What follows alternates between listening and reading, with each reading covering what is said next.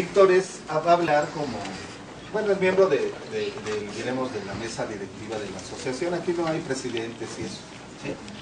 Es miembro de la mesa directiva, pero es esposo de una paciente con vitiligo. Y lo bonito y la historia de ellos es que pues yo los conocí primero a Jacqueline, y luego ya después supe que tenía novio que andaba conmigo. Entonces venían a los congresos y terminaron por casarse, ¿sí? Ya hace varios años, y ahí está el producto de su amor, Emilio, y Jacqueline ya está esperando otro bebé. Entonces ya todo esto ya es, como le digo, es cosa de familia, ya, sí, ya tenemos nuestra historia, ¿no? Ya. Entonces, recibamos a Víctor.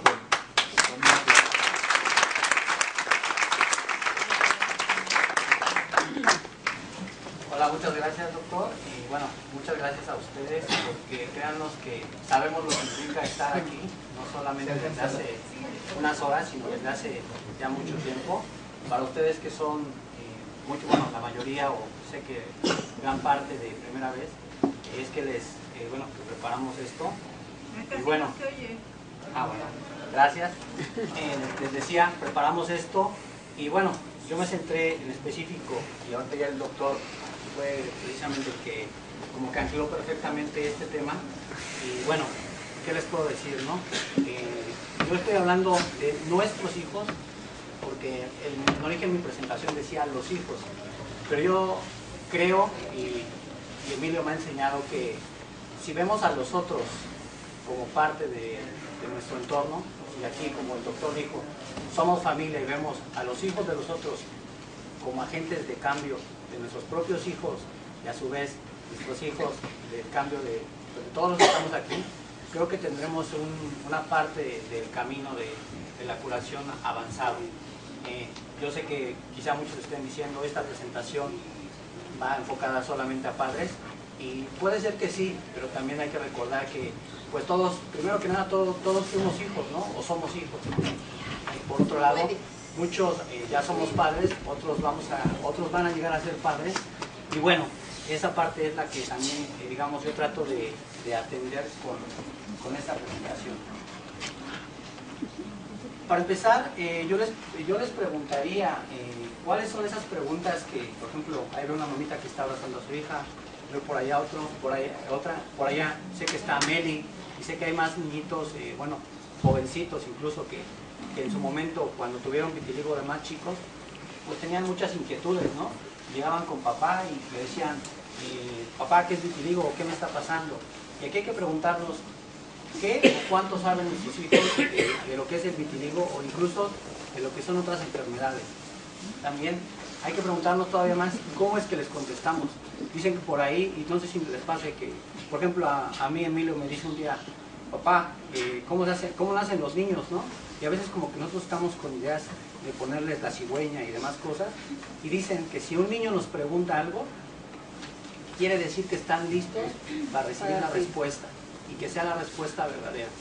No entremos quizá en detalles, a veces hay cosas que tenemos que ir dando por etapas, pero sí es bien importante aprender a reconocer este tipo de cuestiones, porque regularmente podemos decirle, no hijo, pues, como lo que dicen, ¿no? La clásica, la abejita lleva el polen de la florecita, etc. Y la verdad es que cuando el niño se entera realmente de lo que pasa, pues de alguna manera va a haber una especie de frustración incluso cómo vamos a pedir que confíen en nosotros cuando no les decimos la verdad. Y para ello, bueno, es importante saber cuánto sabemos nosotros de vitiligo, cuánto nos involucramos como padres, en este caso con nuestro hijo que tiene vitiligo, y también cuánto nos involucramos, por ejemplo, para aquellos que tienen más de un hijo y que uno de ellos padece, cómo nos involucramos con el otro hijo para que ayude a su hermano. Son esas cuestiones que tenemos que amarrar y saber cuánto estamos listos y qué tan listos están ellos para recibir esta respuesta. Ahora yo les haría, hace rato decía el doctor, ¿no? Y le hice una pregunta, ¿por qué pega en los hijos, ¿no? Esos dolores? Yo les diría, ¿quién ama el vitiligo de sus hijos tanto como a sus propios hijos?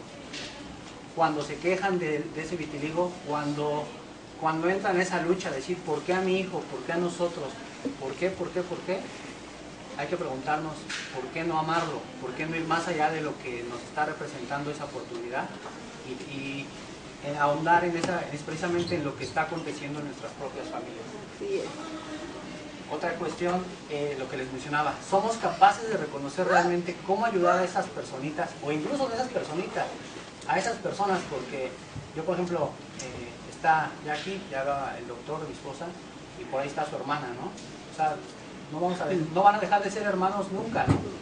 Y eso también es lo que decía de los hermanos, cómo nos vinculamos con ellos y posibilitamos que se reconozca ese tipo de ayuda que necesitan nuestros pacientes, que necesitan nuestros seres amados. Y allá ya hablaba la doctora Carmona hace rato de empatía, ¿no? Y aquí le voy a pedir, Emi, ¿me puedes traer la bolsita que está ahí abajo? ¿Alguien sabe lo que es la empatía? Ponerse en los zapatos del otro. Excelente. ¿Alguien ve esto, no? Te lo robé, ni él sabía que estaba. Emi, ¿quieres caminar con mis zapatos? ¿Por qué entonces le pedimos a nuestros hijos que carguen a veces con nuestros problemas? Sí. ¿Por qué queremos, por ejemplo, nosotros permanecer a veces en la etapa de hijos, ¿no? Por ejemplo, yo conozco personas que ya tienen hijos y quieren seguir yéndose de rebelde, y no es que esté mal, pero ¿por qué adoptamos facetas que ya no deberíamos? Porque simple y sencillamente deberíamos de aprender a trascender. ¿Por qué les adjudicamos a ellos esa carga? Yo le pregunté a Emi, fue claro, ¿no? Y hay veces que él se los pone para jugar, pero ya el que él agarre mis problemas, que agarre mis zapatos, que camine con ellos, yo no me imagino a Emi yendo a trabajar y hacer lo que yo hago, ¿no? Y yo no me imagino todo el día, oye Jackie, cámbiame, oye mamá, dame de comer, oye, creo que es eso, ¿no? El que aprendamos que la empatía es estar en los zapatos del otro, pero no intentar caminar con ellos. Yo si me pongo los zapatos de Emi, pues nada más, si estuviera ahorita parado aquí, ¿cuánto ya me estaría cansando, no? ¿Qué tendría que hacer? Exactamente. Entonces, viene la otra, ¿saben nuestros hijos ayudar a una persona o a su papá o a su mamá que tiene vitiligo? Esa es la otra parte, ¿no? Por ahí en las asociaciones, quizá algunos escucharon parte del testimonio de nosotros cuando bañamos a Emi, en una ocasión le vimos una pequeña manchita aquí en su nariz, y ya lo comentó Jackie, y ay, tengo una manchita, ¿no? ¿Qué pasó? Y pues entra cierta inquietud, ¿no? Bueno, ¿qué tiene? Etcétera. Pasó. Un día le digo, ay, pues échale su pomadita, ¿no? Y Emi lo primero que nos dijo fue, no quiero que me eches pomada, las manchitas son bonitas porque mi mami las tiene. Entonces ahí es donde uno dice, híjole, voy bien, ¿no? Pero como uno, precisamente es cuando siente ese tipo de cuestiones, es cuando menos puede uno confiar, es cuando debe de uno permanecer en ese camino, pero realmente con más bases. Si sabemos algo, pues ir a fondo. Si ya tenemos esa información, investigar más, preguntar más, acercarnos más a ellos y saber qué es lo que puede estar descuidándose uno, porque pasa mucho como padres. Cuando alguien te dice, ay, no, pues es que tus hijos están bien, eres buen padre, ya como que se la cree uno y todo lo demás cree uno que va a darse por default, y la verdad es que no es así. Y hace rato ya lo decía el doctor, y bueno, lo puse, pero creo que nada más es para reafirmar un poquito, ¿no? Dice que cuando un niño tiene vitiligo, pues los papás son los que están enfermos, ¿no? Entonces, eso creo que no bastará con 2 veces que lo escuchen, pero sí bastará con una sola vez que lo interioricen, que sepan qué es lo que realmente está aconteciendo en nuestras familias, qué es lo que está realmente cargando nuestros hijos, y por qué de esa manera nos está mandando esa señal. Yo escuché hace poco en una sesión que alguien se atrevió, o bueno dijo, y no lo critico, pero dijeron, es que los niños son crueles. No sé si ustedes crean, con esa leyenda que dice ahí y esa imagen, sientan que los niños son crueles. ¿Alguien me podría decir lo contrario? Yo no creo que los niños sean crueles. Yo creo que somos una sociedad que tenemos muchas carencias y que a nivel de familia no hemos sabido explotar lo que tenemos realmente y lo que podemos proyectarles.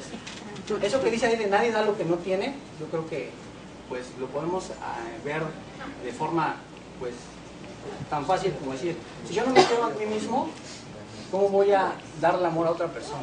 Si yo no me comprendo a mí mismo, ¿cómo voy a comprender a la otra persona? ¿Cómo voy a comprender a mi hijo? Si yo no soy paciente conmigo mismo, ¿cómo voy a ser paciente con otra persona? Y ese título es de un libro, de hecho si quieren luego, no tengo ahorita el autor claro, es Johanna, pero es un libro que habla precisamente de las relaciones de padres e hijos, de familias, los modelos que se han ido adaptando, evolucionando a través de la evolución de la sociedad, y de cómo precisamente buscamos un camino que es igual o contrario a la familia en la que surgimos, cuando lo ideal es buscar una trascendencia, un equilibrio entre eso que está ocurriendo en nuestra familia y en nuestro entorno. Otra cuestión muy, bueno, que a mí me pega, por ejemplo, mucho es la de los deseos y las paradojas de los padres, ¿no? Bueno, de las mamás y de los papás. No sé si a ustedes les ocurra. Hace poco empecé a trabajar de una manera distinta, yo lo hacía desde casa, ahora tengo que venir al Distrito Federal, paso algunas horas en el transporte, y hay veces que incluso a mí me habla y papá, ya te extraño, ¿no? Y entra esa cosquilla, esa necesidad de verlo, pero sorprendentemente luego llego y de cualquier cosita ya lo quiero. No, espérate, niño, espérate.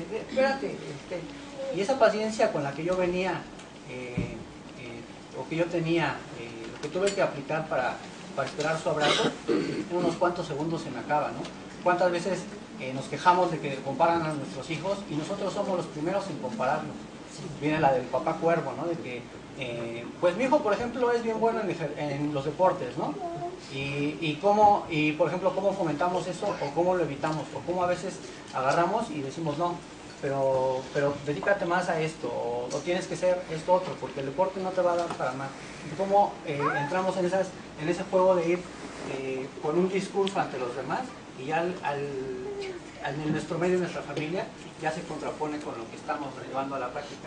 Y esa película, esa se la recomiendo mucho, es, bueno, La extraña vida de Timothy Green, habla precisamente sobre eso, sobre la forma en la que los padres deseamos que los hijos sean, y cómo eso mismo de alguna manera se contrapone a lo que es el ser, la esencia de nuestros hijos, y cómo, bueno, hay muchos mensajes. A mí uno que me dejó, no me gusta platicar las películas, soy enemigo de eso, pero de cómo podemos ver que en cuanto acabamos con ese bloqueo de decir yo quiero de mi hijo esto, es cuando realmente aprendemos a disfrutarlos más y a preservar su vida de una manera más, pues más equilibrada, y que los hace más felices.